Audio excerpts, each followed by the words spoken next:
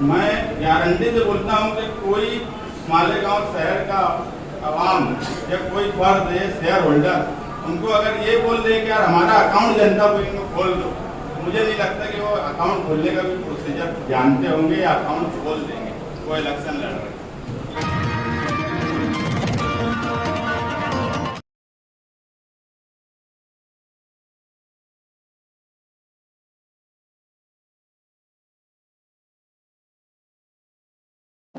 अब्दुल रशीद शेख साहब, मालिक बकरा साहब, एजाज बेग साहब, अनिल क्रांति, मुस्तकीम बेगरी साहब और प्रोफेसर इकबाल साहब और जितने भी हमारे मुस्लिम बैठे हैं उसमें लोधी वकील साहब और फारूक सुलेमान साहब और जितने बैठे हुए हैं, उसी के साथ साथ हमारे मस्जिद शेयर होल्डर हैं। मैं तमाम लोगों को शांति कहता हूँ।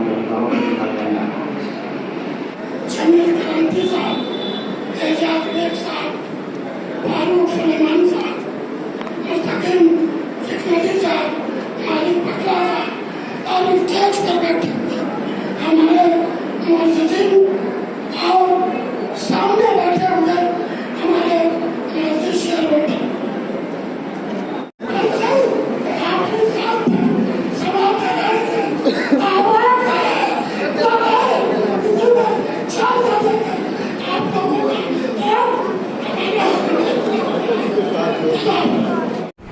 के लोगों की प्रेस कॉन्फ्रेंस थी, मुझे हम मजबूर हो गए कि हमको झोपड़े में रहने पड़ा। मालेगांव में जितनी भी टेक्सटाइल इंडस्ट्री की स्कीम आती है, क्या ये 4-5 बुनकर के लिए आती है? क्या कोई भी स्कीम नहीं? टब से पहले भी बहुत सारी स्कीम आई, एक 4-5-8-10 बुनकर तो रहते हैं। अगर तुमको ऐसा लगता था कि दूसरी बैंक है, जैसे उन लोगों ने हवाला दिया कि भाई दूसरी बैंक जो 9.5% दे रही, तो वहां चले लेना चाहिए। लोगों ने टेंशन चौक में जो है जगह दिलाई, डायरेक्टर होते हुए जो है वो दलाली ले लिए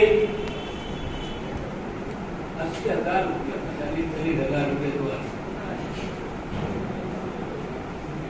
उनका की नहीं, उनका के लिए काम करने के लिए हमको बोलते हैं, बार बार बोलते हैं भाई हमारे जो लोग बैठे हुए हैं इनके नाम पे कितना कर्जा है बताओ ना। खेड़े पाड़े के बहुत सारे मेरे अहबाब जो मेरे साथ पड़े हुए हैं वो आते हैं और जनता बैंक से कर्ज लेने को अवगत देते हैं। मैंने कहा कि यार तुम्हारे तो दूसरे बैंकों में बहुत बड़ा है, तुम लोगों को तो सियासी अकामरीत की बुनियाद पर कर्ज जल्दी मिल सकता है। वो एक ही बात बोलते हैं, जो खुलूस, जो मोहब्बत, जिस अपनायत से आपके बैंक के कर्मचारी हमारे साथ शुरू करते हैं, और उसका कहीं कि हम लोगों को रसीद नहीं मिलता। आज अगर आपका बैंक कामयाब है तो उसमें सबसे ज्यादा हमारे मुलाजिम का हाथ है, हमारे काम करने वालों का हाथ है, और उससे भी ज्यादा तामीरी माल और जिम्मेदारान की नजरें हैं कि किसको कहां पर फिट करना चाहिए, क्यों कर किसको हमारे स्टाफ में शामिल करना चाहिए। इस बात को मद्देनजर रखना चाहिए कि महाराष्ट्र गवर्नमेंट में न जाने कितनी कोऑपरेटिव बैंक बनी और बंद हो, वाहिद ये हमारी बुनकर लोगों की जनता बैंक है जो कि आज अल्हम्दुलिल्लाह 47 साल से चल रही है।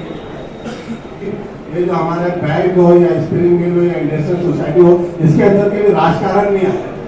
गुजरात साहब भी इलेक्शन लड़ते आए थे, सामने भी ऐसा बने लड़े, सामने भी कारपोरेशन के लड़े, म्यूनसिपलिटी के लड़े, मगर जनता बैंक के अंदर या स्पिनिंग मिल के अंदर या इमदाद पानी जो तुम्हारा इंडस्ट्रियल सोसाइटी है उसके अंदर कभी राजकारण नहीं आया।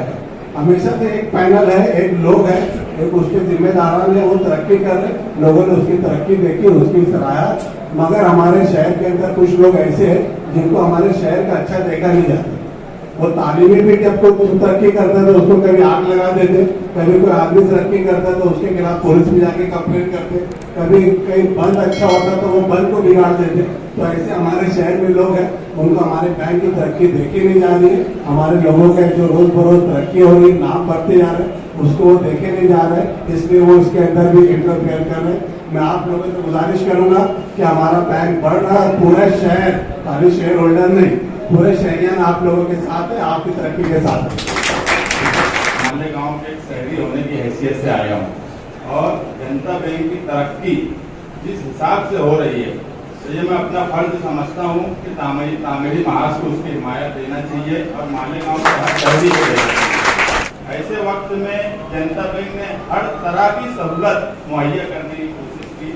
नोटबंदी की टाइम भी हमने इस मुल्क में भी देखा, हमारे शहर में भी देखा। मैं जिम्मेदारी से बोलता हूँ कि नेशनल बैंक के मालेगांव में फेल हो गई, मगर जनता बैंक ने अपने अकाउंट होल्डर को पूरी सहूलत दी नोटबंदी की टाइम। ये बैंक के बाहर कतार से भी मालेगांव की आवाम देख सकती है कि दूसरी बैंक जो नेशनलाइज बैंक थी उनकी क्या हालत थी और जनता कोऑपरेटिव बैंक की क्या हालत थी। सामने से लोग हैं, मैं गारंटी से बोलता हूँ कि कोई मालेगांव शहर का आवाम या कोई फर्द है शेयर होल्डर, उनको अगर ये बोल दे कि यार हमारा अकाउंट जनता बैंक में खोल दो, मुझे नहीं लगता कि वो अकाउंट खोलने का भी प्रोसीजर जानते होंगे या अकाउंट खोल देंगे। वो इलेक्शन लड़ रहे किला रसूलपुरा और वहाँ से जो नुमाइंदे हैं वो अभी करंट में खाता बैंक पर से पैसा लेकर उसके बाद वो खड़े हुए। तो ये मैं बताना चाहता हूँ कि जितने लोग भी हैं जिनके फोटो है ये सब जो है डिफॉल्टर है। जो लोग आज तामीरी महाज के सामने उम्मीदवार खड़ा करते हुए हैं या उम्मीदवार बनकर आए हैं, इनके चेहरों को देखो, इनके चेहरों से मनुष्यत और भटकार परस्ती है, सूद पर सूद खाते जा रहे हैं। और हमारे चेयरमैन पर इल्जाम तराशी कोई पास करो, कोई देर करो, कोई ख्याल करो, कोई सभा करो, कोई 25 लाख, कोई 32 लाख का गिरफ्तार है, तो हमने बाबा की बैठ के समझे कि कर्जा लेने के कर्जा न पड़े, सूद न भरना पड़े, बाबा का राज है। एक पॉलिसी पर चलती है, RBI के एक टका चलती है। हमारा चेयरमैन अगर एक टका चलकर वसूली करता है, कायदे पर चलकर तुमको नोटिस देता है, तो इसमें इतना बंदरों के जैसे उछलने कूदने की जरूरत है। लोगों से गुजारिश इसलिए करना चाहता हूँ कि जो गलतफहमी मुखालिफिन ने पैदा की है उसका अदाला करना जरूरी है। ये इलेक्शन इस वजह से भी इस वक्त जरूरी है कि इस बैंक को बचाना इस वक्त बहुत ज्यादा पहले से ज्यादा जरूरी हो गया है। क्यों कि कारपोरेशन के चैंपियन चोर वो भी इसमें अब कूद गया, इसलिए कि बैंक का खजाना भी इनको नजर आ गया कि यहाँ भी बहुत पैसा है। बाप की बैंक है क्या? हाँ, कि लूट के लेके चले जाएंगे।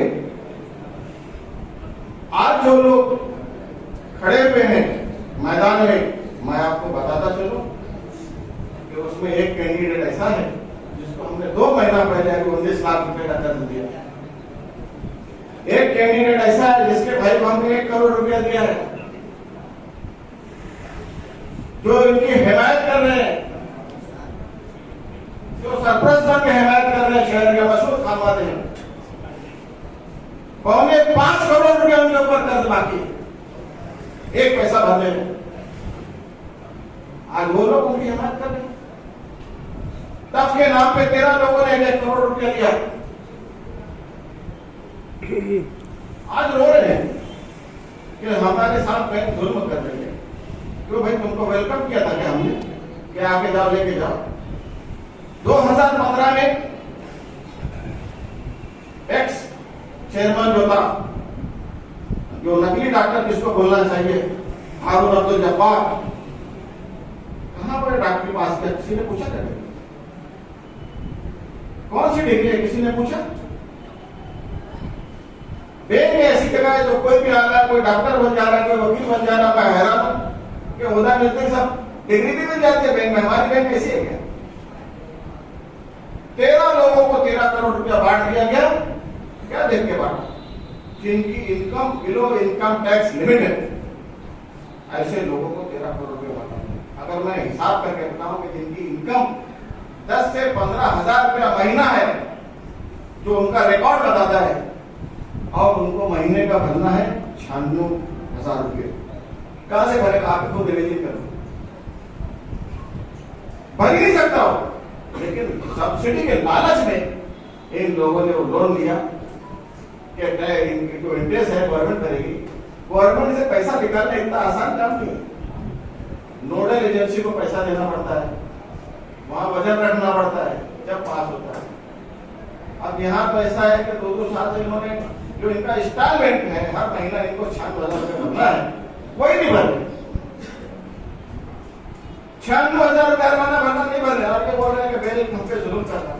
कायदा ये है, डेली की रिपोर्ट आरबीआई में जाती है, हमारे बैंक बंद हुआ कितना है पूरा डाटा चला जाता है। हर महीना हमारे पास आरबीआई एक टॉप 15 की एक लिस्ट भेजता है कि इसके बारे में आपने, ये जो बोरोवर है इसने लोन अपना भरा नहीं, इसके बारे में आपने क्या एक्शन लिया। उसकी रिपोर्ट हर महीना हमें देना रहती है। 3 महीना अगर किसी ने पैसा नहीं भरा तो हमको उसको नोटिस देना पड़ती है। नोटिस दे देंगे कि हम उसको बोलते हैं भैया आके भर दे कैसे भी, क्या हमसे सहायता लगती है, क्या हम कम कर सकते हैं, हमारे को जो इख्तियार है वो कम कर देते हैं, भर दे छुट्टी में। 2-2 साल हो गए लोगों ने पैसा नहीं भरा, 2 साल बोले तो 24 महीना, 24 इंस्टॉलमेंट बाकी होने के बाद जाहिर सी बात है हमें जो कानूनी कार्रवाई करनी पड़ेगी उनको। अब हम उसके ऊपर कानूनी कार्रवाई करें, 101 का दाखिला मिल गया, जब्ती ऑर्डर मिले, उसके बाद तो हमने जब्त नहीं किया ना, उसके बाद क्या हम इनको बोला भैया आगे भर दे, 1 टाइम सेटलमेंट में जो हमसे होगा कर देंगे। तो वो बोलते हैं कि जितना हमने लिया उतना ही भरेंगे, उसका ब्याज नहीं देंगे। तो बैंक कहां से चलेगी? बैंक का तो धंधा ही है, ब्याज भी बैंक का इनकम है, वही चलेगी। ये इस तरह की हरकत करके लोगों को मिसगाइड करते हैं, बताते हैं कि बैंक हम पे जुल्म कर रहा है और बैंक ने 9 टके से देती है, ये हम पे 15.5 टके। एकदम झूठ बात बोलते हैं लोग। हमारी बैंक डिपॉजिट जो हम पर हमारे पास डिपॉजिट रखता है, हम उनको 11% तक देते हैं। अब जब हम 11% तक देते हैं तो जाहिर सी बात है किसी को लोन देंगे तो 11 से ज्यादा ही रहेगा ना। हमने इनको 14% कर दिया है। अगर कोई 25 के नीचे रहा तो 12% लगता है, 25 लाख के ऊपर हो गया तो 14% है, क्योंकि जब अमाउंट बड़ी हो गई तो उसकी जो सेफ्टी है वो भी बढ़ जाती है। जब सेफ्टी बढ़ जाती है तो इंटरेस्ट का रेट भी बढ़ जाता है। तो इस तरह वो 14%। अगर वो नहीं भर रहा है, हर महीना इंटरेस्ट नहीं भर रहा है, तो उसको हर बैंक, हमारी बैंक का हर बैंक पेनल इंटरेस्ट लगाती है 2%। अब जब ये भरेंगे नहीं तो जाहिर सी बात है कि 14 + 2 16% हो जाएगा। अब उसके बाद ये बोल रहे हम पे बैंक जुल्म कर रही है। अरे हम तो तुमको पहले ही साफ बता दिए थे कि भाई तुम लोग फंस चुके हो, तुमने सब्सिडी के लालच में लिया ही, मेहरबानी करके पैसा भर दो। तुमको मार्केट का पता नहीं, तुम प्रोडक्शन तो करने को तैयार हो लेकिन मार्केट कहाँ है, तुमको मार्केट का भी पता नहीं और लालच मिले भी। 2015 में 2015 मार्च में इलेक्शन होने वाला था। ये सारे लोग फरवरी में पास में झंडे में एक मीटिंग के अंदर एक डायरेक्टर ऐसा था जिसने अपने लड़के के नाम पे 1 करोड़ रुपए अंधा बांटे रेवड़ी, अजीब मामला था। और हम पे इल्जाम लगाते 18वें फरवरी को। एक डायरेक्टर का भाई, जब हमने उसकी फाइल खोली, हमारे अकाउंटेंट की पोस्ट था, 45,000 रुपये उसकी पगार थी। आप इमेजिन करिए उसका क्वालिफिकेशन क्या हो सकता है। मैं आपको बताऊं, 7वीं पास था, 45,000 रुपये हमारे यहां से दे रहा था। और वही लोग आज हिमायत कर रहे हैं क्यों उनके भाई को निकाल दिया। बैंक में तो प्यून भी जो है 12वीं पास लगता है, ये अकाउंटेंट कहां से आ गया। तो ये हालात मैं इसलिए बता रहा हूं कि ये जो गलत फहमी फैला कर लोग इस तरह की हरकत कर रहे हैं, ताकि मैं आपके बात को सुधार कर दूं। 2015 में जब मैं आया तो हमारे पास एटीएम एक मशीन लगा था, वो कंप्लीट भी नहीं हुआ। हमने वही एटीएम उसी कंपनी से 3 एटीएम खरीदा, उससे आगे का मॉडल, उससे पहले वालों से 50,000 रुपया कम में खरीदा। इसका फायदा क्या? बैंक का फायदा। एक साथ हमने के बाद देखिए 4 एटीएम हमने शुरू किया। उसके अंदर उर्दू का ऑप्शन भी रखा कि अगर कोई कम पढ़ा लिखा आदमी है या जिसको इंग्लिश या हिंदी नहीं आती, उर्दू में रहने से वो उर्दू के ऑप्शन से भी पैसा निकाल सकता है। पूरा हिंदुस्तान हमारा एटीएम चल। अभी फिलहाल एटीएम हमने अपग्रेड कर रखा है कि कोई उसमें फ्रॉड ना हो। सारी जगह फ्रॉड हो गया। आरबीआई ने कहा है कि अभी बगैर चिप्स वाले कार्ड नहीं चलने चाहिए, तो हमने चिप्स वाले कार्ड चलना चाहिए। तो उसको रीड करने के लिए उसके अंदर एक अपग्रेड कराना पड़ता है। तो उसको ऑर्डर देके जब एक मशीन पर अगर हम दे दिए, लगा दिए, तो 2 महीना 3 महीना कम से कम उसका एग्जाम होता है। पहले नोडल एजेंसी देखती है, उसके बाद फिर आरबीआई में जब वो रिपोर्ट जाती है तो आरबीआई उसकी परमिशन देती है। अभी सिर्फ हेड ऑफिस का एटीएम चलते हैं, बाकी का अपग्रेड पे चलते हैं। वो जैसे ही हो जाएगा ताकि बोगस अगर कोई क्लोनिंग किया हुआ कार्ड अगर इस्तेमाल करेगा तो उसको इस्तेमाल कभी नहीं होगा और बैंक सेफ रहेगा। उसके बाद जो है हमने हजार खोले में सलम एरिया में बैंक खोला। लोग डरते थे कि सलम एरिया में चोरी चकारी का डर रहता है, नेशनलाइज बैंक है, आप देखोगे नदियां के उस पार चलेगी। हमने सलम एरिया में भी बैंक खोलकर इस मामले जो गलत साबित किया है कि ऐसा कुछ नहीं है। और हमने सिर्फ इसलिए किया है कि सलम एरिया में बैंक खोलकर लोगों की खिदमत की जाए। उसके बाद डिस्सी अकाउंट, हमने डिस्सी अकाउंट तरफ कराया कि जब हमारे बोर्ड ने महसूस किया कि हर साल डिस्सी डूब लेके लोग पैसा भाग जाते हैं, गरीब लोगों का पैसा डूब जाता है, इसकी हिफाजत होनी चाहिए। हमने डिस्सी अकाउंट शुरू किया कि 10 साल से ऊपर का कोई भी बच्चा डिस्सी अकाउंट खोल सकता है और उसमें 50 रुपए से ऊपर जितना चाहे भर सकता है, जब चाहे निकाल सकता है, 1 पैसा नहीं कटेगा। इतनी सहूलत हमने उसमें मुहैया कर दी है। उसके बाद नोटबंदी आई। नोटबंदी के थे, मैं आपको बताता चलूं कि लोगों ने अफवाह उड़ा दी जनता बैंक बंद होने वाली। मुखालिफिन ने उड़ाई अफवाह, इसलिए उड़ाई कि लोग पैसा निकालने बैंक कमजोर हो जाएगा, जिनको अभी भागना पड़ेगा।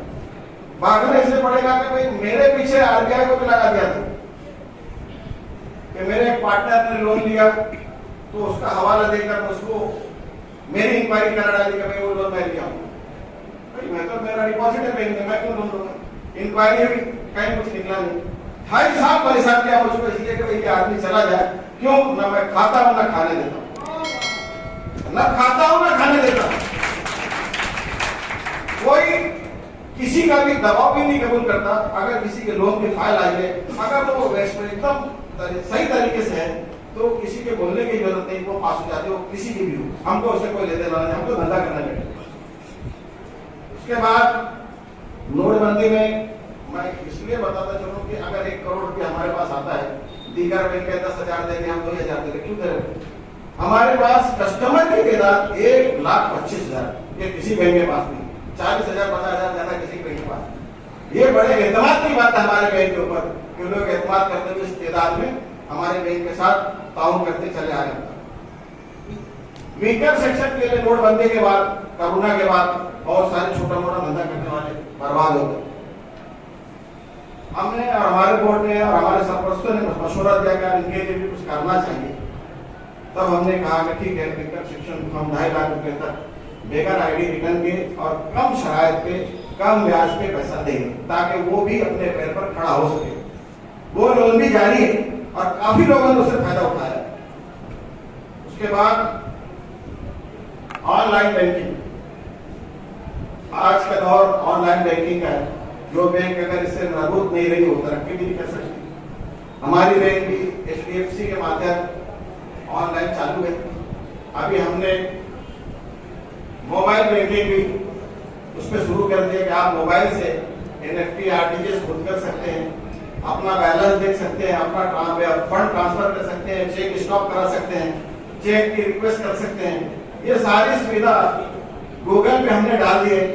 उसको डाउनलोड करके पासवर्ड बैंक से आके ले जाइए और आप अपने हाथ से खुद NEFT RTGS कर सकते हैं। ये सहूलत भी हमने जारी कर दी।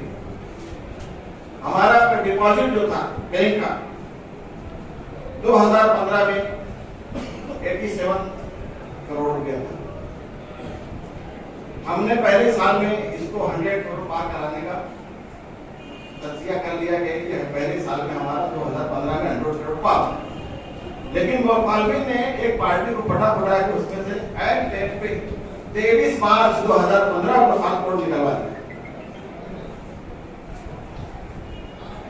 वो सत्येंद्र के आगे रुक गया, कोई बात नहीं। दूसरे साल हमने इसको 100 करोड़ पार कराया, 100 करोड़ पार ही नहीं कराया, उसको 136 करोड़ में लेके गया। ये बैंक की एक मिसाल है कि 100 करोड़ के ऊपर पार करने के बाद 2 सीट बढ़ जाती है डायरेक्टरों की, जो आप देख रहे हो 13 से 15 हो। आज हमारा 150 करोड़ के आसपास डिपॉजिट है, और डिपॉजिट होने के बाद इससे दुगना डिपॉजिट रखने वाली मालेगांव में बैंक है जो हमसे आधा मुनाफा कमाती है, और हम आधा डिपॉजिट रखने के बाद उनसे दुगना मुनाफा कमाते हैं। बहुत बड़ी बात है। क्यों? करप्शन नाम की चीज नहीं हमारे। कोई अगर एम्प्लॉय भी पकड़ा गया कि ये करप्ट है या ये खाता किसी को वायरल कर रहा है, हमने उसको सस्पेंड कर दिया, तुरंत सस्पेंड किया, कोई रियायत नहीं है। बैंक को बैंक ऐसा चलना चाहिए। हम बैंक के एम्प्लॉय यही कहते हैं, हमारे वफादार मत रहो, हमारे कल बैंक के वफादार हो, हमेशा बैंक के वफादार, किसी को वफादार। उसके बाद 13 करोड़ मजीद 3 करोड़ एक पार्टी को दिया गया था, वो 16 करोड़, जिसकी वजह से एनपीए बढ़ा। अब वो नहीं भर रहे पैसा, तो मैं जब आया था तो 32% एनपीए, ये तो बैंक में जा रही थी, उसको खींचते खींचते हमने 17% पे लाया, 17% एनपीए। और उसके बाद कुछ लोगों के केसेस चले, जब्ती ऑर्डर हुई, नीलामी के ऑर्डर पे हुई, और मजीद अभी जारी है वो। तो जो लोग नहीं भर रहे हैं वही वावेला मचा रहे हैं कि एनपीए बढ़ गया। एनपीए तो हमारे टाइम का तो है ही नहीं, ये तो उनके टाइम का था जो 16 करोड़ बांट के रखे हैं, वही है 16 करोड़ 17 करोड़। बाकी तो एनपीए हमने कम कर दिया, जितना था हमारे टाइम वो भी कम कर दिया। आज अगर वो 17 करोड़ आ जाए, 0 हो जाएगा हमारा एनपीए। एनपीए बढ़ने की वजह से हमने आरबीआई से मांगा था परमिशन कि हमें नासिक में और धुले में ब्रांच बनने की परमिशन। आरबीआई ने उसको रिफ्यूज किया और कहा कि आप 10 के अंदर लाओ। हमारी कोशिश जारी है और सख्ती भी जारी है ताकि 10 के अंदर आ जाए। इसीलिए ये जो तलमलाहट है ना, ये जो चिल्लाहट है उन्हीं लोगों की, ये हम पे कानूनी कार्रवाई ना करे, ये बोर्ड दूसरा बदल जाए, दूसरा बोर्ड आए तो इनका कर्जा माफ हो जाएगा या भरने नहीं पड़ेगा, ऐसा नहीं है। डेली की रिपोर्ट आरबीआई को जाती है, आरबीआई छोड़ेगा नहीं किसी को। वसंत दादा पाटिल जलगांव या किसी शुगर फैक्ट्री को उनके टाइम में कोई कर्ज दिया था, वो इंक्वायरी चलते चलते 40-50 साल हो गया, उनके पोतों की प्रॉपर्टी सीज हो गई, आरबीआई ने सीज कर दी। तो छूटेगा नहीं कोई, बॉडी बदल भी गई तो कोई छूटने वाला नहीं। ये खाम ख्याली उनको लेट हो गई। उसके बाद आरबीआई ने नोटबंदी के टाइम आरबीआई हमको डायरेक्ट नोट नहीं देता। हमारा जो लाइसेंस था स्टेट बैंक के पास, स्टेट बैंक हमारे नाम पे आरबीआई से तो पैसा ले आता था, लेकिन हमको नोटबंदी के टाइम नहीं देता। बहुत परेशानी के दौर से गुजरे हम लोग, यहाँ तक के लोगों ने वावेला मचा दिया। कल्याणपुरी में कुछ लोगों को पैसा बांटा गया और बंद कर दिए, बोले खत्म हो गया, और वहां बाहर से ताला मार दिया। ये मुखातिब लोग थे। एसपी आया, लाठीचार्ज, बोला लाठीचार्ज मत करो, हमारे लोग हैं, आप अभी नए आए हो, आप लाठीचार्ज करोगे, आगे वाले महीने में जाके बोलेंगे फायरिंग हो गई, और उसके आगे महीने में बोलेंगे तो मर गए। ये हमारे लोग, हमारे लोग हैं, ठीक है, नादान है। तो बोले वो गलत थोड़ी बोल रहे, आप लोग ऐसा किए होंगे। बोला ऐसा नहीं है, ये करके हटा दो, आप प्रिंट निकाल के देख लो। आधे घंटे में 35 लाख रुपया बांटा हमने, 4 काउंटर खोल दिए। बताओ कब था, और उसमें भी वावेला। तो कहीं से भी इनको रास्ता नहीं मिल रहा था, तो ये हरकत की। तो उस वक्त हमने महसूस किया कि अगर हमारा आरबीआई का अकाउंट खुल जाए तो नोट की जो बीमारी है ना, ये दूर हो जाए। अब उसमें जब हमने कोशिश की तो पता चला कि उसके लिए शेयर कैपिटल 25 करोड़ रुपए होना चाहिए, और मैं जब आया था तो 17 करोड़ था। अब 8 करोड़ बढ़ाना शेयर से, ये तो जुए शेयर लाने के बराबर था, नामुमकिन था। हमने बहुत करने के बाद ये किया कि थोड़ी सी परेशानी होगी तो होगी, लेकिन आगे राहत है।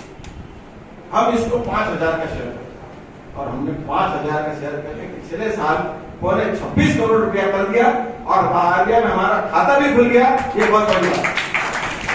पूरे महाराष्ट्र में 13 बैंकों का खाली खाता है, हमारी बैंक 14वें नंबर पे। ये बड़ी बुलंदी के मुकाम पे जाने की बात है कि किसी का खाता नहीं होता, हमारी बैंक का खाता खुल गया। ये खाता खोलने के अपने को उसका फायदा क्या होगा? हमें आईएफएससी कोड मिल जाएगा। आईएफएससी कोड बोला तो बैंक डायरेक्ट नेट पे चली जाएगी, किसी की मोहताजी लेने की जेबी खत्म हो जाएगी, कहीं से डायरेक्ट अपने कंप्यूटर से हम पैसा ट्रांसफर कर सकते हैं। पेटीएम भी हम शुरू कर देंगे। जब पेटीएम शुरू होगा, डायरेक्ट एनएफटी आरटीजीएस होगा, हमारे पास फंड आएगा। फंड आएगा तो ये बेगर इंटरेस्ट का फंड आएगा। इसकी वजह से जब बेगर इंटरेस्ट का फंड आएगा तो हम जिसको वो पैसा देंगे, जिसको कर देंगे, वो भी कम इंटरेस्ट पे हम दे सकेंगे। इस वजह से ही हमने ये शुरू किया है, आगे का प्लानिंग करके। तो ये भी फायदा आगे मिलने वाला है। उसके बाद LIC की पॉलिसी हम शेयर होल्डर के लेते थे। उस वक्त हमारे पास यूनाइटेड इंडिया कंपनी देती थी 10-15 साल से या 20 साल से 27 रुपए की पॉलिसी देती थी। पर जब आया तो बोला इस तरह नहीं चलेगा, हमको किसी और कंपनी से भी मंगाना पड़ेगा। हमने एक को टोक्यो कंपनी से मंगाया। तो जो शायद थे, जो हमेशा देते थे, मुस्लिम थे, रोने गाने लगे, यार मैं मुसलमान हूँ। मैं बोला भैया यहाँ हिंदू मुसलमान नहीं चलता, ये नहीं है, जो कम में देगा उसको देंगे, तो कम में देते रहते। तो बोले मुझे नुकसान हो जाएगा। 27 से 21 रुपए तक आया। बोले इसके पीछे नहीं दे सकते। आज वो पॉलिसी हम 15 रुपए में लिए। कहा 27? क्यों? कमीशन मिलता है ज्यादा, बैंकिंग के ऊपर ज्यादा मिलेगा, ज्यादा माल आएगा पास में। ये सारी चीजें माल प्रैक्टिस हमने बंद कर दी। मैं आपको बताता चलूं कि हमारा कोई भी डायरेक्टर, हमें एक मीटिंग का भत्ता 450 रुपया मिलता है। एक भी डायरेक्टर नहीं लेता है 450 रुपया। वो पैसा जो जमा होता है मार्च के महीने में, हमको जो बिग स्पीकर लोग रहते हैं, जो पैसा नहीं भर पाते, 15,000-20,000 रुपए के लिए उनका लोन अटका रहता है, उनकी टांग फंसी रहती है, हम वो पैसा भर के उसको निकाल देते हैं। असल में ये है कॉर्पोरेशन, ये कोऑपरेटिव का काम है। ये नहीं कि पैसा जमा करना, कॉर्पोरेशन इस तरह का। उसके बाद हमने जो जैसे भी था, हम आखिर में हो गया बस, कोई उसके बाद तो बात खत्म हो जाएगी। जैसे भी का नाम सुनते हैं, लेकिन कभी कोई देखा है? उसकी मोबाइल वैन थी, आपने देखा होगा कि वो पुराने लोग जानते होंगे, मोबाइल वैन, उस पर दवाखाना चलता था। कहाँ है वो गाड़ी? किसी को पता है? किस अंधेरी रात में बेच दिया गया, किसको पता ही नहीं, ना रिकॉर्ड पे है। ताज्जुब की बात। टेंशन चौक पे जगह खरीदी गई। म्युनिसिपालिटी में कैसा होता है, वैसे ही काम किया गया। उस चीज का तो कोई प्रूफ नहीं, उसका प्रूफ होता भी नहीं है, सब अंडर पेड़े में काम होता है, इसलिए हमें पता नहीं चलता। लेकिन उसमें जब हमने पूछा लेने वाले, तो अच्छी खासी तकरीबन 30-35 लाख रुपए का फर्क, लेकिन उसका कोई प्रूफ नहीं। ये लूट मार करने वाले लोग आज बोलते हैं, रो रहे हैं, गा रहे हैं, कब्जा करने की नीयत से। आप लोगों को उनकी औकात बतानी है, उनकी औकात बतानी है, ताकि ऐसे गलत लोगों के हाथ में बैंक न चला जाए। नहीं तो चला गया तो ये बड़ी मेहनतों से 40 साल गुजरने के बाद आज मुकाम पे ये बैंक आई है। छोटा मोटा वक्त नहीं लगा, काफी वक्त लगा है, बस चंद में। तो जो